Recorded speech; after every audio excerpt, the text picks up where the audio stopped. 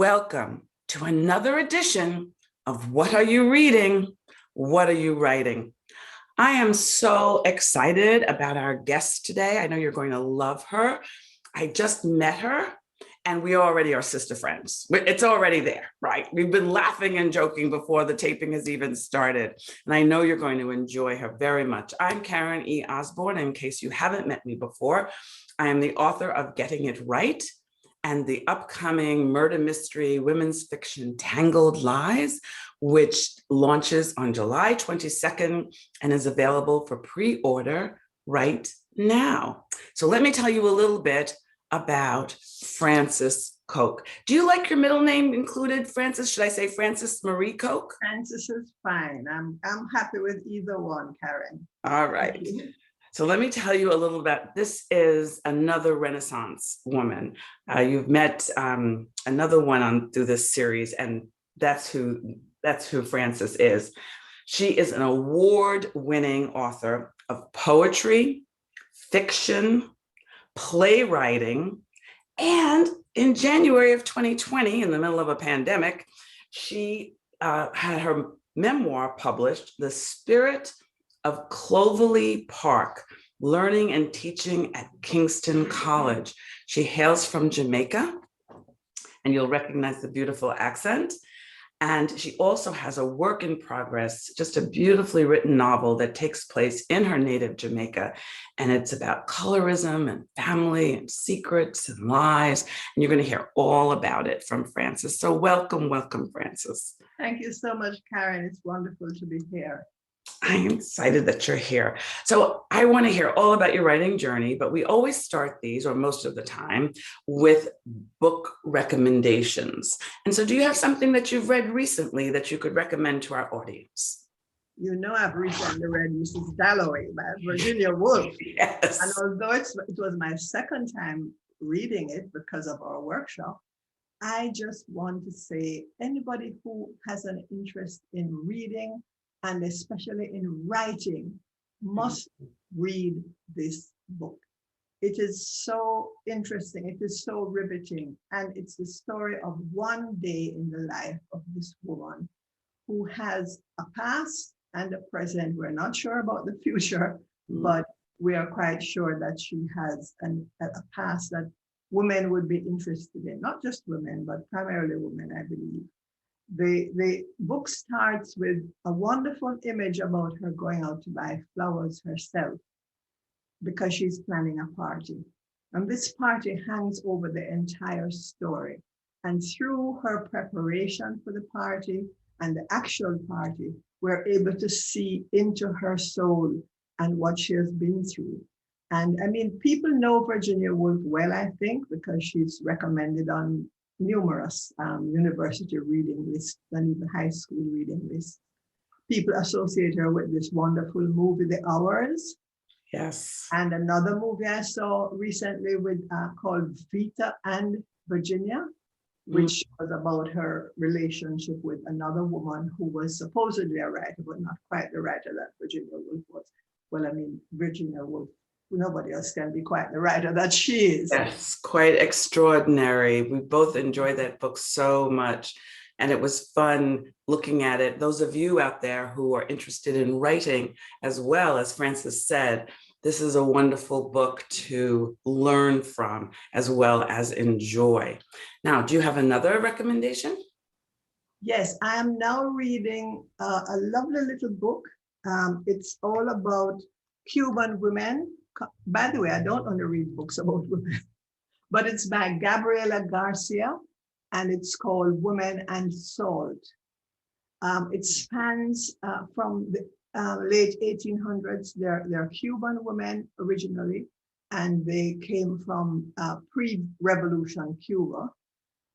Then their descendants came to America, you know, all those Cubans who were courted and came to America to flee communism. And this is a young writer, it's her first novel, but really impressive in her ability to weave her thoughts in these wonderful sentences and to capture the feelings of women. For instance, there are women in the more recent developments with immigration issues and children being separated from their families. Oh, So it's right up to date. He's yes. located, the main character, one of the main characters is located in Miami. And I think that's where the writer is located as well. But I'm not finished yet, so I can't speak comprehensively about it, but it's very intriguing. It's similar to Mrs. Dalloway. She has an economy of words. She can say a lot in a few words. And that is something else that we as writers are trying to learn and master. Yes, we are. So that we can weave in a lot and not make people feel that, oh my goodness, this is 500 pages. Yes, be able to say a lot, or as Tom, our workshop leader, said to us, make every sentence work. You know, let every sentence, have multiple jobs. Right. And our famous Jamaican poet, Mervyn Morris, you may have read him, he always said in our workshops, examine every word to see what work it is doing. If it is not doing enough work, throw it away. It's out of here. I'm learning that.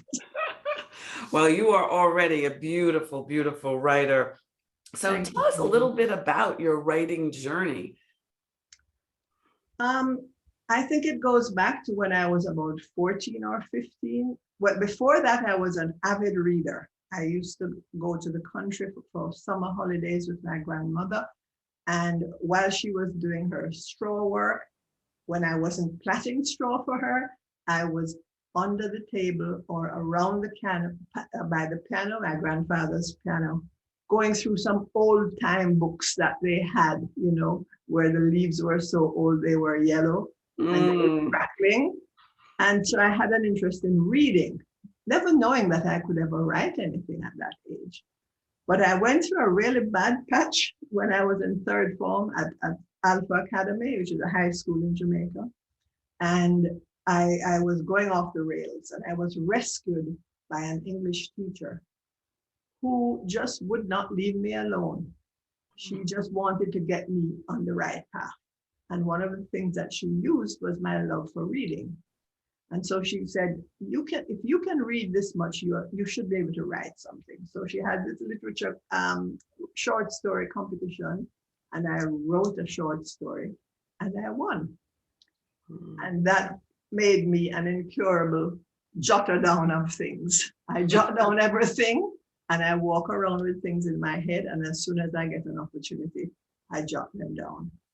And so I continue to jot down a lot of rubbish, I have to tell you, I have done in my life, thinking that they were poems.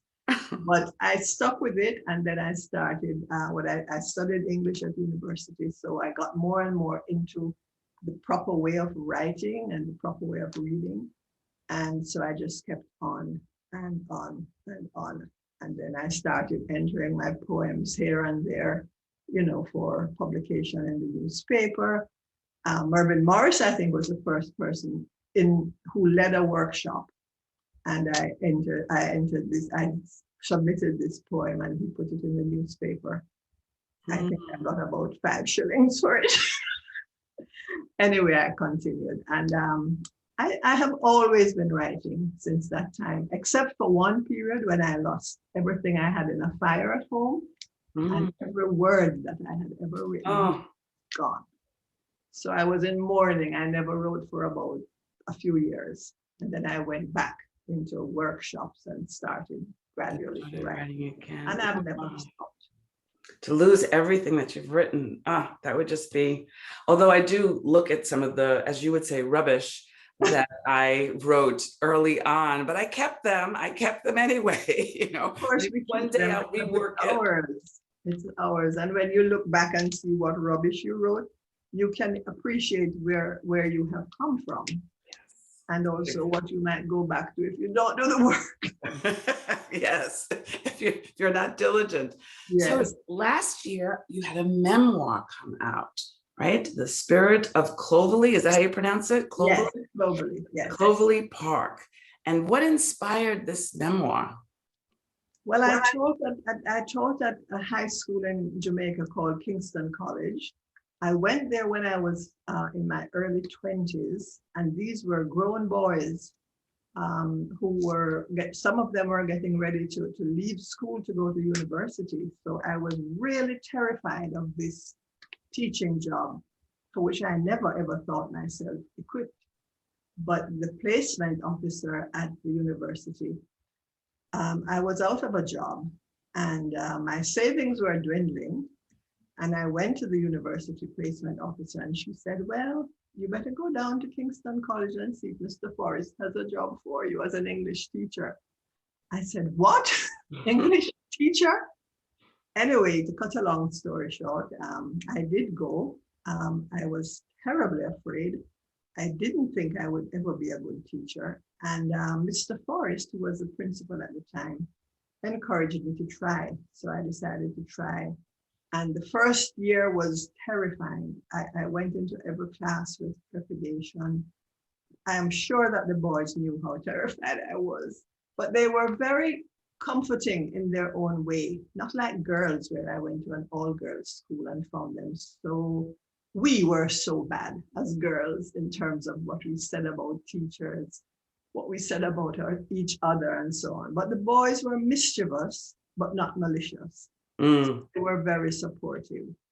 Anyway, at the end of the year that I had promised Mr. Forrest I would stay, I went off to my so-called glamour job as a copywriter in an advertising agency.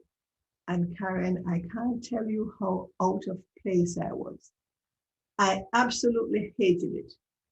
First of all, it wasn't what I expected. I didn't know I would be using words to create such light, empty things, but I should have known because it was advertising. Anyway, while I was there and unhappy again and thinking, what am I going to do? 2 jobs have not worked out for me. So I started remembering the boys and remembering how I felt when I was teaching them. And within 9 months, I was back at Kingston College, where I stayed for another 9 years. Mm-hmm. Teaching English, teaching them general paper, which is a sort of general knowledge writing class. So what did you want? But now you wrote this memoir about that time. Is this like a love letter to teaching? Is it? It's a love letter to teaching. It's a love letter to the hundreds of boys whose lives I shared and who shared my life as a young teacher, grappling with how to be effective. There was a competition at the local television station called Schools Challenge, which is a quiz program. And I got involved with that because I thought it would help me to know the boys in a different setting from the classroom. So I became the coach for the quiz team, and we won and we won. And I stayed with it for a while, even when we didn't win. So I had these different ways of interacting with the boys. And after I had left, I mean, this is like 40 years ago or more. And after I had left and gone to other jobs in personnel management and training management and at the university, that experience kept coming back to me. And I felt I must write something about that, because it turns out that it was the most important learning stroke teaching experience in my life. Even though every other job involved teaching or training or counseling, which I was trained for later on, I knew that I had to write about it, but it just wouldn't happen. When I came here, a few years after I came here, I got several emails from boys that I had taught, telling me about what was happening at the school, how the school had won the same competition again, and how they remembered our interaction at KC. So I said, this is it. These emails from these men now grown men, 50 years old, this means that I have to do it. And I started to do it. That's wonderful. That is wonderful. And just briefly, because we are running out of time, but I did want to ask you about your work in progress that I was so happy to have read. So beautiful. And I wondered what you were trying to say to the world through this beautiful story of colorism and intrigue and family, and what did you want to, what are you trying to accomplish with this work in progress? I'm trying to record my impressions of how the Jamaican society was blighted from the very beginning with this notion of not being good enough, basically because of Black skin, because of lack of education, and all the social evils that came out of slavery, followed by colonization, the whole colonial rule that occurred there for several years. I want to see how I can record the progression from that early stage into more recent times, to see to what extent we have been able to come up from that to a better notion of who we are, to a better notion of what our country should be and could be and will be if new trends continue the way they have been developing.